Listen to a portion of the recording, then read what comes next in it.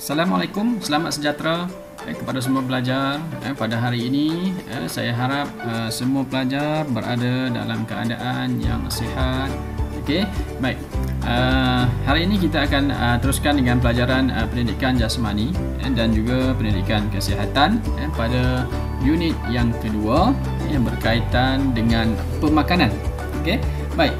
Kita akan mulakan pembelajaran pada hari ini dengan kita nak lihat dahulu isi kandungan ataupun standard pembelajaran pada hari ini.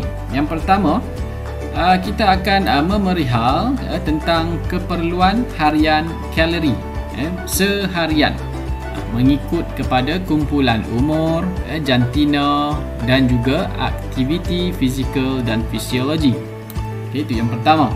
Yang kedua, kita akan cuba menghuraikan berkaitan dengan keperluan pengambilan kalori berdasarkan kepada aktiviti harian yang dilakukan. Kemudian menilai pengambilan kalori kita seharian dan juga merancang menu makanan seimbang mengikut kepada keperluan kalori. So hari ini kita nak lihat kepada keperluan kalori bagi seseorang mengikut umur, jantina dan juga aktiviti-aktiviti fizikal yang dilakukan yang berkaitan dengan apa yang kita makan seharian. Okey, baik. Pengenalan dahulu untuk hari ini. Keperluan pemakanan ia adalah berbeza-beza pada setiap peringkat kehidupan bagi seseorang, terutamanya dari peringkat umur, jantina dan juga aktiviti fizikal yang dilakukan. Baik, bagi bayi yang baru lahir, susu ibu adalah makanan yang paling baik. Sumber makanan yang paling baik bagi bayi adalah susu ibu. Manakala apabila dia semakin membesar, kanak-kanak pula memerlukan makanan yang dapat memastikan kepada pertumbuhan dan juga perkembangan mereka dapat dilakukan dengan baik. Kemudian tabiat pemakanan serta keutamaan jenis makanan bagi kumpulan remaja. Okey, pada kebiasaannya akan terbentuk pada umur remaja. Ini akan mempengaruhi kepada penggunaan tenaga dan juga pengambilan nutrien mereka. Baik, remaja di sekolah menengah, iaitu mereka ini perlu memilih makanan daripada 5 kumpulan makanan berdasarkan kepada piramid makanan Malaysia. Ini bertujuan untuk semua nutrien yang diperlukan. Hal ini bertujuan semua nutrien yang diperlukan oleh tubuh dapat dipenuhi. Oleh itu, para remaja digalakkan untuk mempelbagaikan jenis makanan mengikut kumpulan makanan dalam setiap hidangan utama, mengurangkan pengambilan lemak, minyak, garam, gula dan juga perisa. Baik, di sini kita lihat kepada satu pembaharuan yang dilakukan oleh Kementerian Kesihatan Malaysia. Okey, baik, telah dikeluarkan piramid makanan Malaysia tahun 2020, iaitu memberi panduan kepada pengambilan makanan harian anda. Okey, baik, di bahagian yang paling bawah, okey, baik, kita lihat di sini buah-buahan diberikan di sini 2 sajian. Kemudian dinaik peringkat yang seterusnya, air kosong diperlukan 6 hingga 8 gelas. Satu gelas iaitu bersamaan dengan 250 ml. Dan juga peringkat ini juga perlu diambil nasi, bijirin lain, produk makanan berdasarkan bijirin penuh dan ubi-ubian dicadangkan 3 hingga 5 sajian. Manakala peringkat yang seterusnya, susu dan juga produk tenusu sebanyak 2 sajian, ikan 1 sajian, ayam, telur, daging 1 hingga 2 sajian. Okey, kemudian legum iaitu 1 sajian. Okey, manakala yang paling kurang, yang paling tinggi ini iaitu hadkan pengambilan lemak, minyak, gula dan juga garam. Okey, piramid makanan Malaysia ni memberi panduan kepada kita dalam menentukan jenis-jenis makanan dan juga kuantiti makanan yang perlu diambil setiap hari mengikut kepada aras kumpulan makanan seperti yang kita lihat tadi. Terdapat 4 aras dalam piramid makanan Malaysia, di mana bilangan kumpulan makanan yang paling banyak yang perlu diambil diletakkan pada dasar piramid yang paling rendah tadi, yang paling bawah tadi, iaitu sayur-sayuran dan juga buah-buahan. Okey, selaras dengan bukti saintifik dan juga status pemakanan rakyat Malaysia yang terkini, Kementerian Kesihatan Malaysia telah memperkenalkan piramid makanan Malaysia 2020 dan ia merupakan semakan semula kepada piramid makanan pada tahun 2010. Okey. Baik, yang seterusnya kita nak lihat kepada subtopik yang berikut dia yang berkaitan dengan diet seimbang, hidup lebih riang. Okey, baik. Di sini dia merujuk kepada buku panduan yang telah dikeluarkan oleh Kementerian Kesihatan Malaysia, Recommended Nutrient Intakes for Malaysia 2017 yang diterbitkan oleh KKM, Kementerian Kesihatan Malaysia. Dalam buku panduan ini telah mencadangkan kepada keperluan kalori sehari bagi remaja lelaki dan juga perempuan, iaitu mereka yang berumur 13 hingga 15 tahun.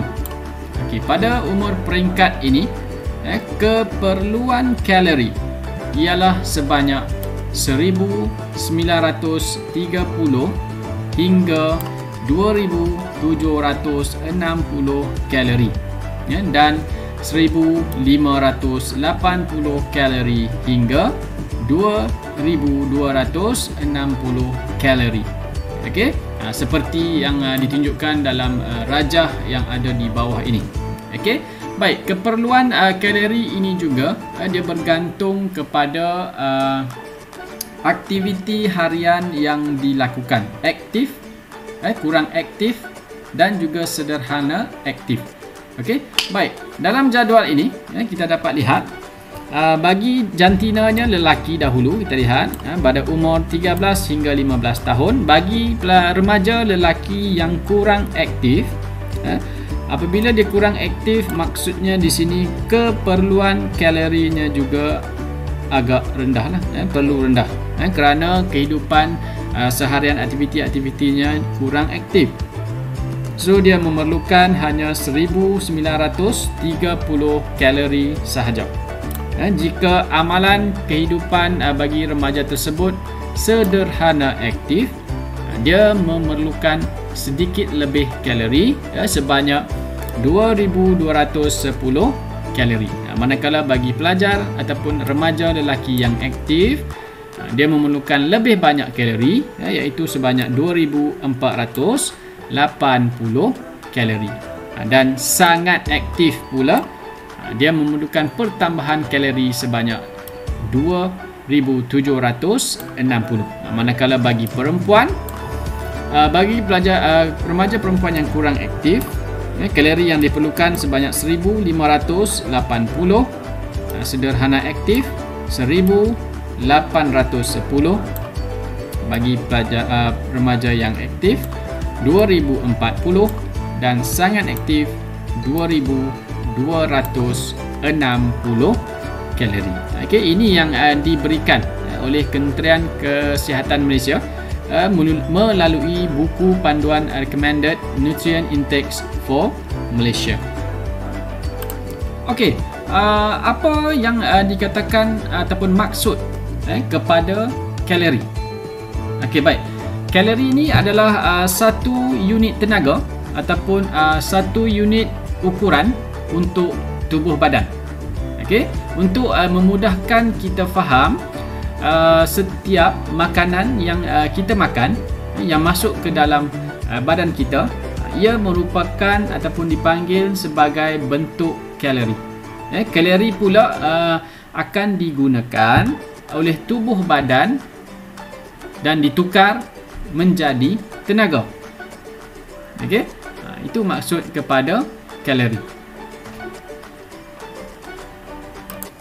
Okey, yang seterusnya kita lihat kepada satu petikan perbualan yang ada di bawah ini. Berikut adalah perbualan antara Nityasri dan Ain, iaitu mereka sedang merancang untuk menu makanan perkemahan pengangkap hebat yang akan berlangsung selama 3 hari di Taman Negara. Okey, baik, bermula dengan Nityasri. Okey, Ain, mari kita teliti jadual keperluan kalori untuk remaja, lelaki dan perempuan.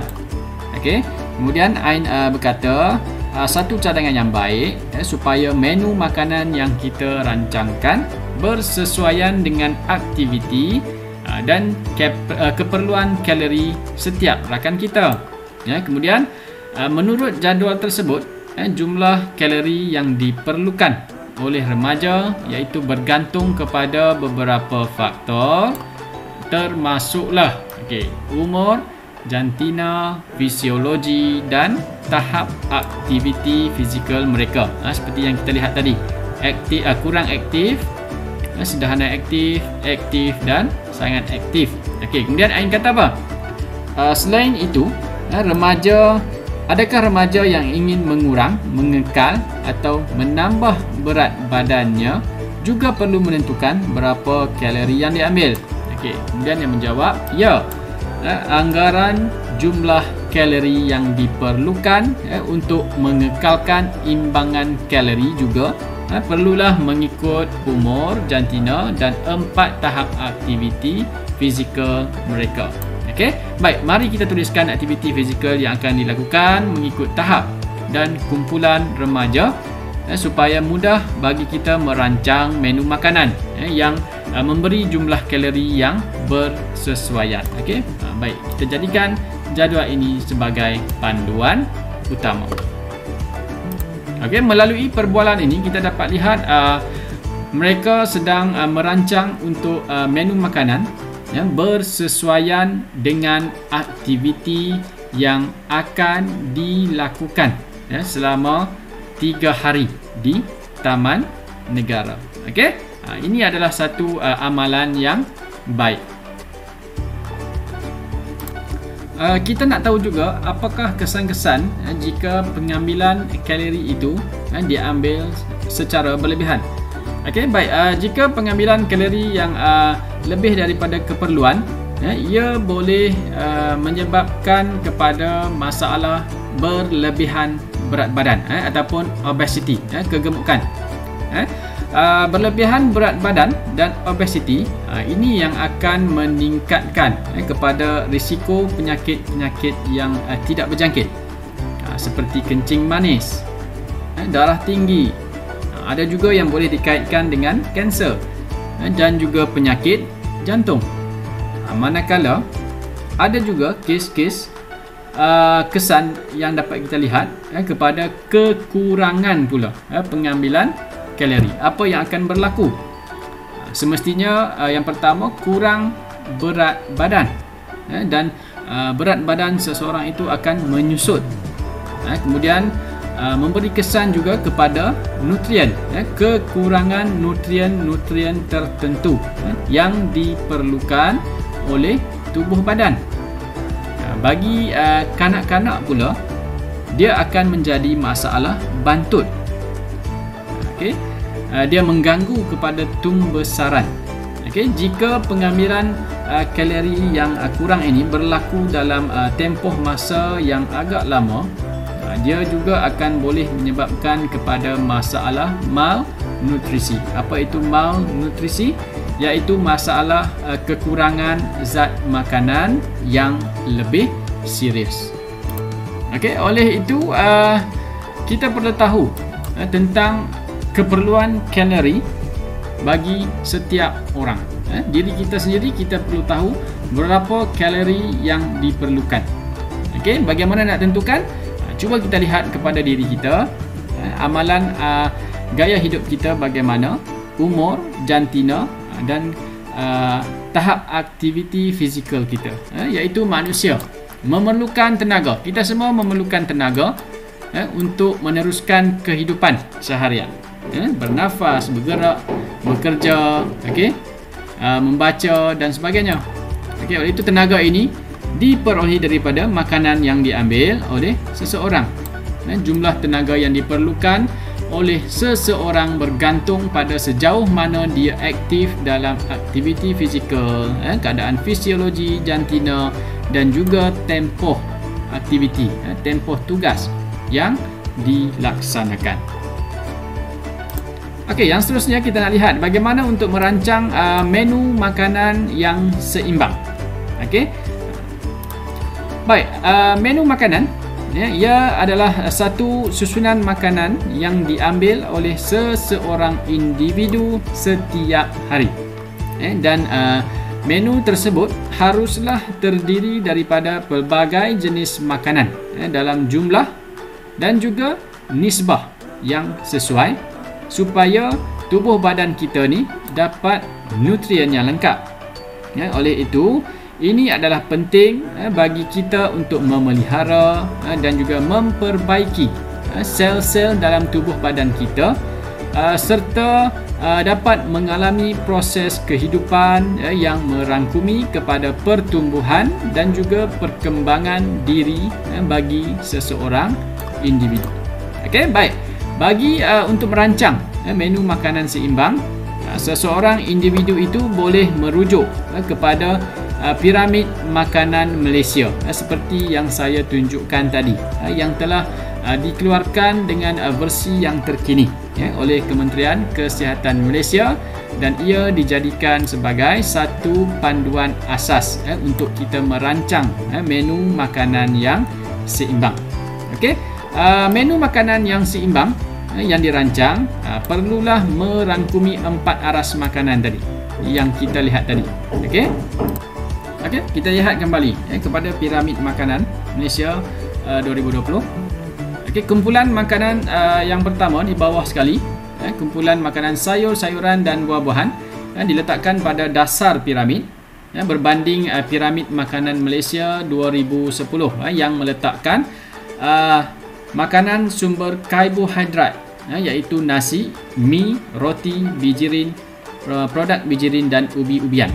Okey. Ini bermaksud sayur-sayuran dan buah-buahan perlu diambil dengan jumlah yang banyak berbanding kumpulan makanan yang lain, iaitu sekurang-kurangnya 3 sajian sayur-sayuran dan 2 sajian buah-buahan setiap hari. Buah-buahan dan sayur-sayuran ini merupakan sumber vitamin dan mineral yang penting dalam meningkatkan keupayaan badan untuk melawan penyakit. Sebab itu dia diletakkan di bahagian dasar piramid dan memerlukan jumlah sajian yang lengkap. Okey, baik, yang seterusnya piramid makanan 2020 tadi menyarankan julat peratusan bagi pengambilan karbohidrat yang lebih rendah, iaitu 50 hingga 65% berbanding dengan piramid makanan Malaysia 2010 iaitu 55 hingga 75%. Piramid makanan Malaysia 2020 ini juga menekankan kepada saranan untuk pengambilan sumber karbohidrat kompleks dan tinggi serat seperti beras perang, roti bijirin penuh, oat dan juga jagung. Manakala saranan pengambilan 6 hingga 8 gelas air sehari turut ditambah pada ilustrasi piramid makanan Malaysia 2020. Pengambilan air yang mencukupi dapat memastikan badan kita sentiasa terhidrat bagi menjaga kesihatan, terutamanya di musim-musim pandemik COVID-19 pada waktu ini. Okey, dengan melihat kepada contoh makanan yang ada di dalam jadual ini, okey, dan berikut adalah satu contoh menu makanan harian yang seimbang untuk murid-murid yang sederhana aktif. Ini pelajar ataupun remaja yang mengamalkan gaya hidup yang sederhana aktif. Okey, apa yang boleh dimakan ataupun menu yang boleh diaturkan? Okey, bagi sarapan pagi, menu makanannya susu rendah lemak 1 gelas, roti putih 2 keping, telur separuh masak 2 biji. Okey, bagi setiapnya adalah susu tadi adalah 130 kalori, roti putih 2 keping 160 kalori, telur 2 biji separuh masak 150 kalori. So sarapan pagi 440 kalori. Okey, kemudian minum pagi. Okey, dia mengambil TO 1 cawan 60 kalori. Kemudian sandwich sardin 2 keping 142 kalori. Kemudian nasi putih, ayam goreng 1 ketul, sayur rebus 1 sendok. Oh bukan yang tadi di atas ni. Dia makanannya 2 saja.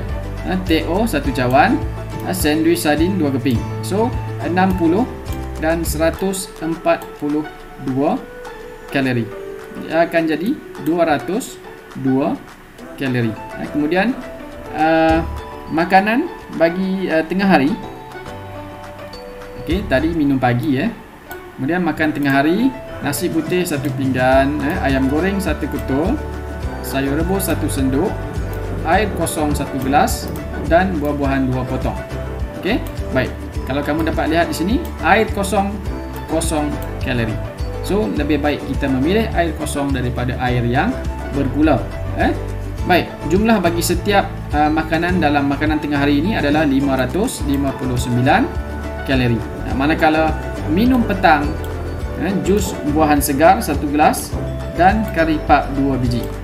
Jumlah kalorinya adalah 386 kalori. Manakala makan malam, nasi putih 1 pinggan, ikan masak asam pedas 1 ketul, sup sayur 1 mangkuk, telur rebus 1 biji dan buah-buahan 2 potong. Dan jumlah kalorinya adalah 444 kalori. So ini adalah menu untuk satu hari, untuk sehari. Dan jumlah kalori yang diambil adalah 2031 kalori sahaja. Okey, so itu adalah satu contoh lah bagaimana untuk kita menyusun menu makanan harian yang seimbang. Okey, kita perlu reflect kepada diri kita, gaya hidup kita, umur dan juga jantina. Kemudian kita boleh rujuk kepada jadual pemakanan yang sesuai melalui piramid makanan dan sebagainya, dan jumlah-jumlah kalori yang sesuai. Okey, saya harap semua pelajar dapat mengikuti pembelajaran kita pada hari ini. Jika ada sebarang persoalan, boleh tinggalkan soalan kamu ataupun typekan di bahagian chat ataupun di Google Classroom. Okey, baik, lepas ini kita akan jawab soalan kuis.